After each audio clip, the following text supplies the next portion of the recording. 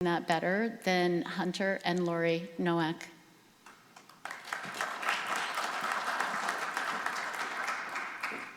Our series, A More Perfect Union, aims to show that what unites us as Americans is far greater than what divides us.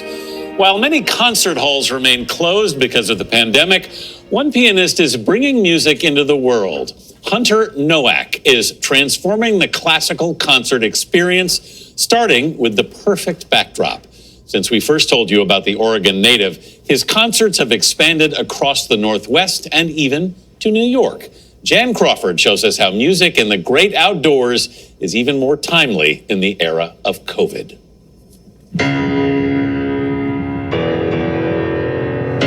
It's a place of spectacular beauty. The cliffs and tall trees of northern Oregon. And then the unexpected.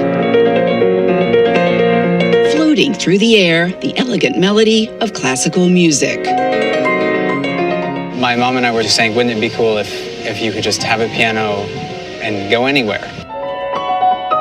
So that's what Hunter Noack did, traveling across the Pacific Northwest, introducing classical music to new audiences in some wild places. I could do a show pretty much every day and be happy. He tows his piano all over this state on a flatbed trailer. It's really kind of an audacious thing that you're doing. Do people go, what? Yeah, What are you doing? Yeah. It's really impressive to have a 9-foot Steinway being hauled around with a pickup truck. With the help of a few friends, flatbed becomes a stage. I wanted the same piano that's in Carnegie Hall, and that's in all of the major halls. This is the same instrument. And in a way, I feel like it fits because then these are our halls. The Columbia Gorge is our cathedral, and the Alvord Desert is our church.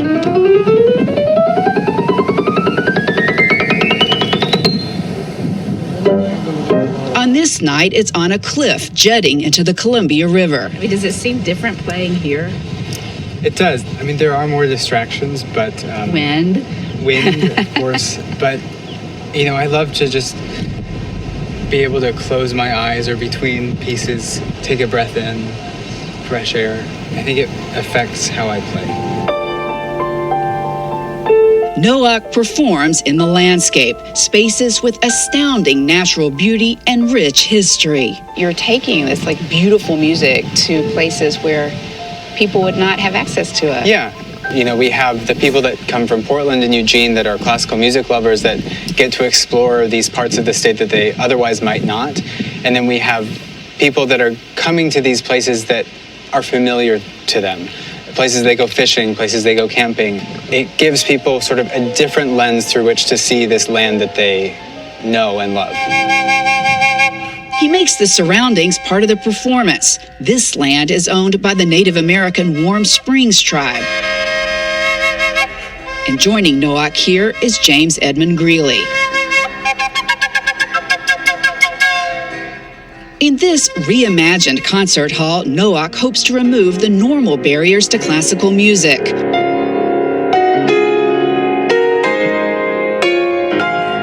There are free tickets, casual clothes, and the opposite of formal seating, like perching on a rock overlooking the stage.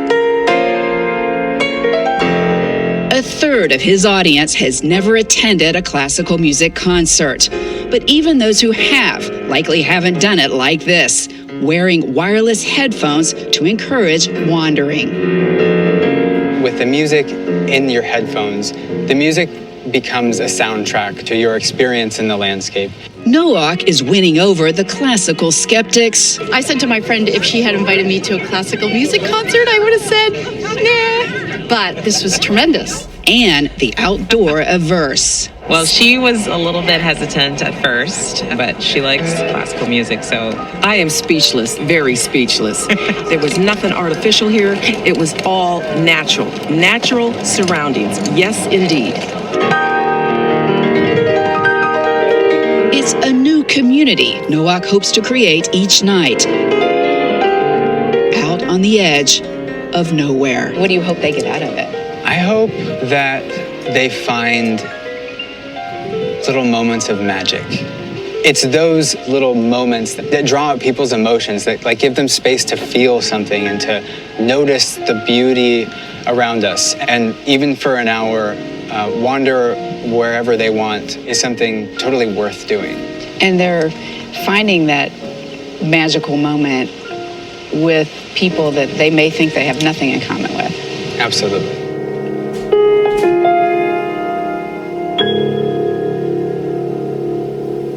Bravo.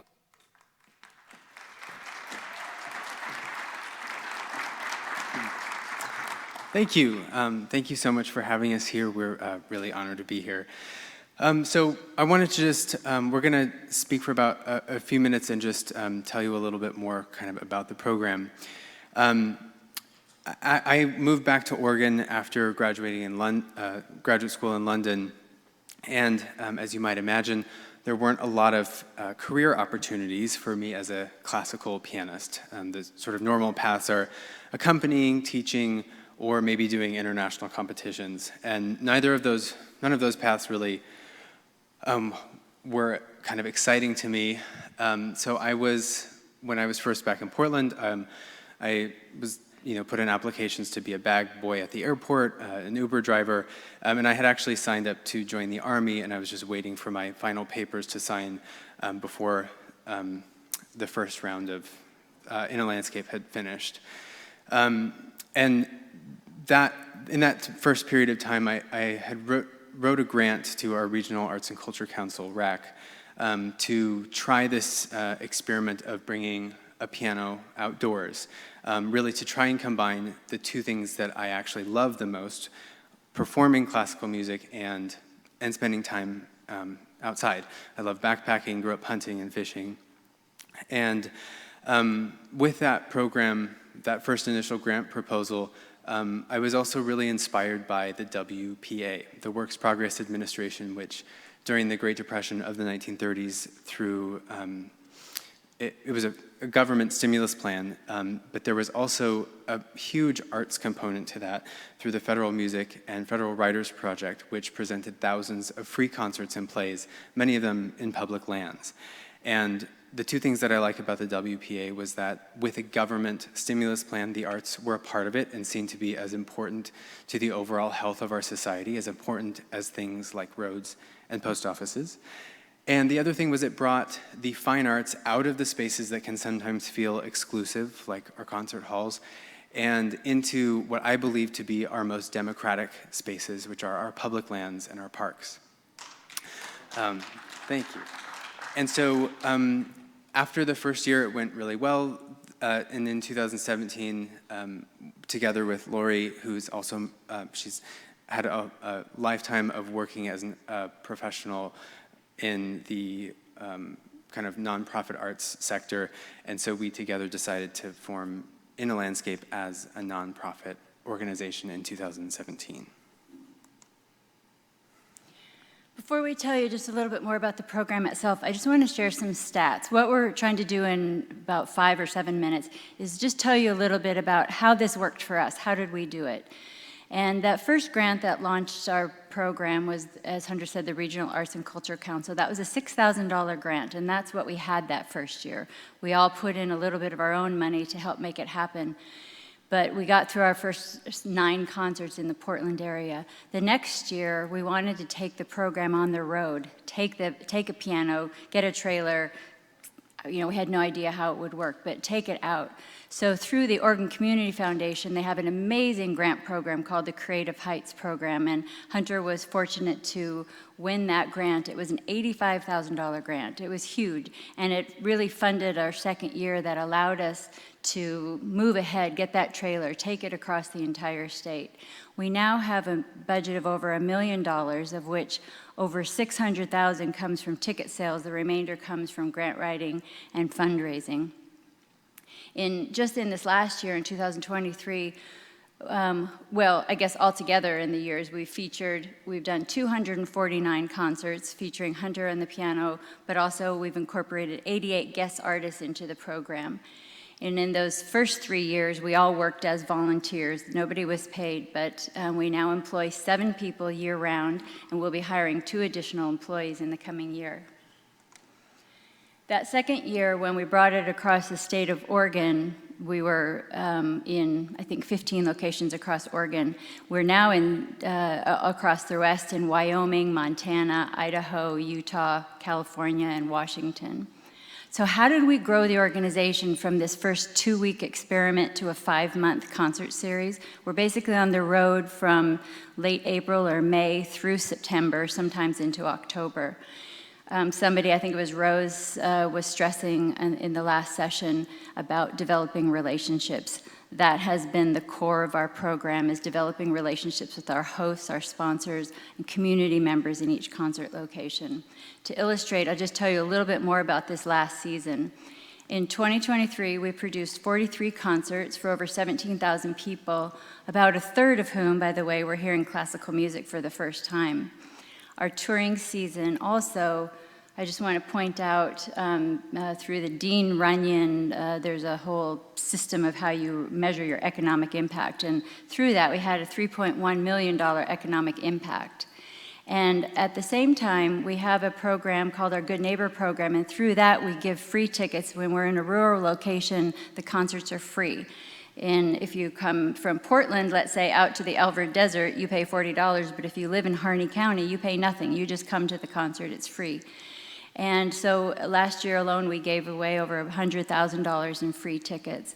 We also have developed a granting program. This year we gave back almost $115,000 to school music programs, tribal initiatives, rural fire departments, land trusts, and other nonprofit community groups with whom we partner. And I just want another note on those, on that Good Neighbor program. When we're in urban areas and rural areas, we also give out Good Neighbor program, Good Neighbor tickets, those free tickets, through our partner organizations who can distribute those to the people who need them most. Also, I just want to point out in this last picture, this was at Valley Flora Farm, where she's riding her horses, doing work on her farm as she's listening to me play the piano, which it's really cool.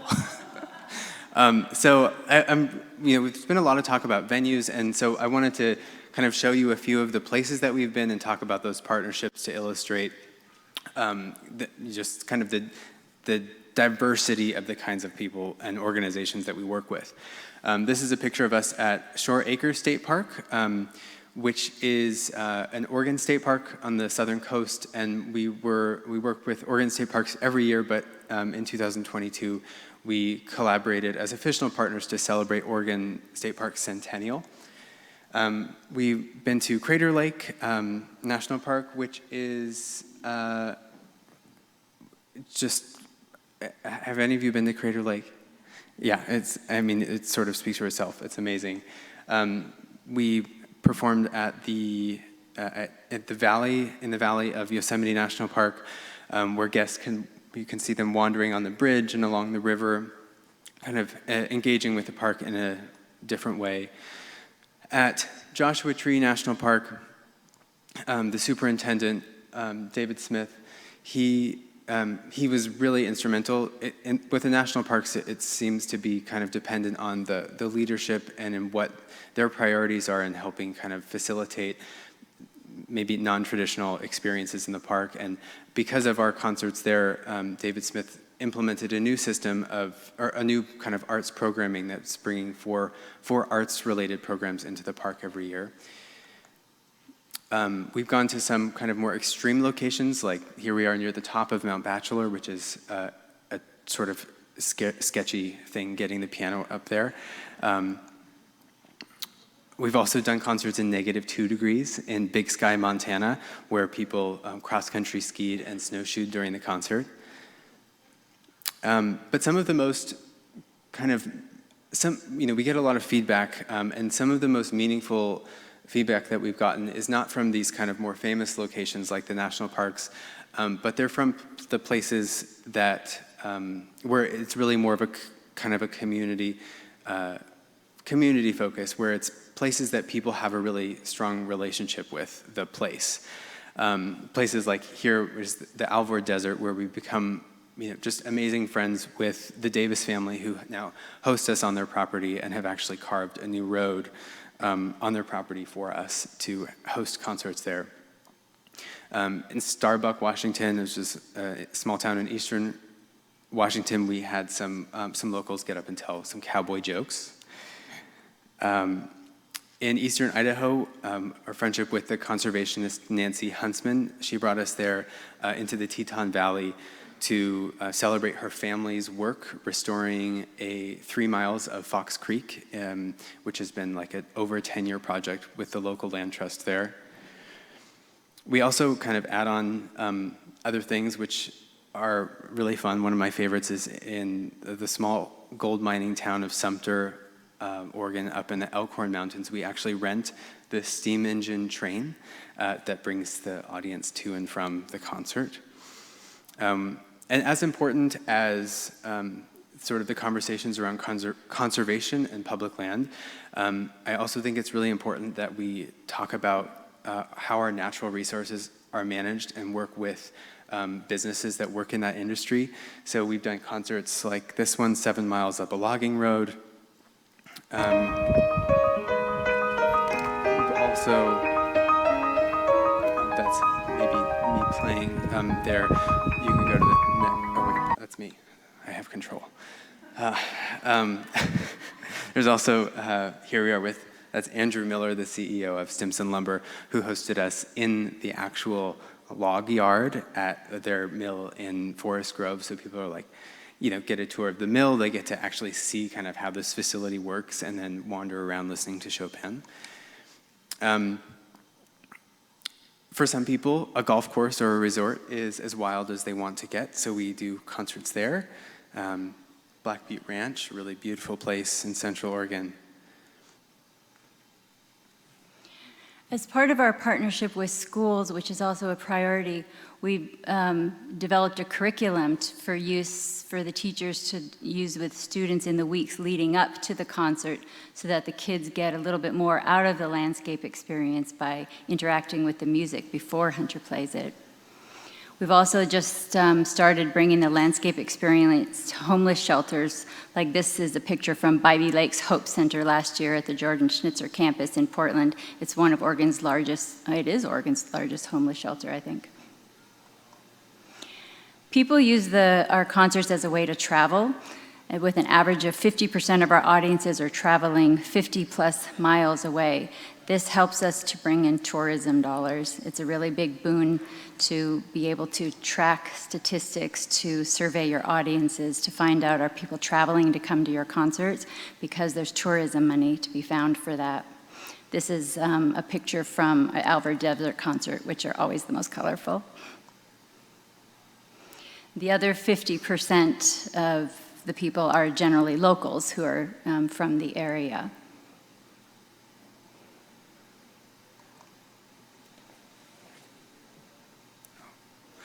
I think that's the right. I think we just didn't change the picture. Oh. So we've talked about venues and some of the other components to the program, but the actual music that I'm playing is also kind of part of what makes this program work. I play a lot of shorter pieces, usually under 10 minutes, which is unusual for sort of a classical concert. I don't play whole sonatas or whole entire works, and I also talk between each piece, telling either the story of the music, stories about the composer, or kind of my relationship with that piece. And if we're, say by a lake, I might play Debussy's Reflections in the Water and ask people to take off their shoes and go wander in the water. And at about half of our concerts, we have guest artists. Most often, they're not classical musicians. We have everyone from dancers, poets, singer-songwriters, and we've had, I think Lori said, we've had 88 guest artists. And here are just a couple of examples of how we can integrate guest artists. Last year, we played at the Vietnam Veterans Memorial in Portland, Oregon, which is what both of these pictures are from. On the left is a veteran who wrote poetry and shared poetry that he wrote at the memorial and inspired by the memorial. And then we also invited a singer-songwriter duo that's No No Boy, who has an amazing story, basically taking Asian American history and stories and turning those into songs. And he goes by either Julian Saporiti or No No Boy, so check out his music. And then in the video you saw James Edmund Greeley, who's our kind of most frequent guest. We do a lot of working on a recording project together, and he's just been a phenomenal person to connect with, also been a great advocate for us within his own community and helping facilitate our work in schools together and just the relationships on the reservation. One of the things that we've done since the beginning is gather comments from our audience. It's incredibly useful. We've gathered thousands of them that we keep in a database, and we've also asked survey questions of our audience, giving us some insight as to why people like the In a Landscape experience. We're trying to figure out what is it that's drawing people to come. All but 4 of our concerts this last year were sold out, so we've been trying to dissect what's working here, and can you hone that down. For most people, if they've experienced live classical music, they've done so in a concert hall with the expectation of sitting still in silence. But what we are offering is the opposite. There's no dress code, there's no behavioral code, there's no expectation of classical music knowledge. Instead, Hunter's encouraging you to get up and walk around, explore, get up close, look at his keys on the keyboard, or even lie under the piano, or sit on your horse. Being outside and being in nature is offering a time and a place for people to be still. It has numerous and profound benefits, as we all know, and we've talked a lot about that this year, today. And so nature plays a strong role in the success of this project as well.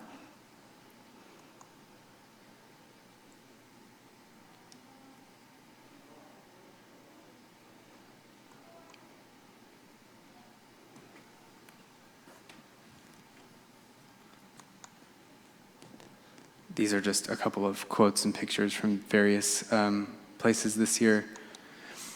And so the big picture for us is about bringing the arts, the performing arts, into wild spaces and connecting people, in our case, with this amazing body of work, classical music, and also connecting people with these inspiring landscapes. And the goal is to kind of present this experience in ways that are accessible to everybody. As Lori mentioned, we can't quite keep up with the demand with our one kind of primary performer and our one truck and trailer. And so we are exploring different paths for growing, which include having more artists or more virtual programming. But what we do know is that there is an audience out there that's willing to travel, to take a risk on something that they haven't done before. People in the communities are really excited to host, and people are also really excited to travel. And so we are, this sort of the conversation around Cascadia and the region that we've done, a lot of work in, primarily in the rural areas, which, it's exciting for us to kind of learn about what what y'all here are talking about, and we'd love to be a part of it and collaborate as we go forward. Thank you all. Thank you.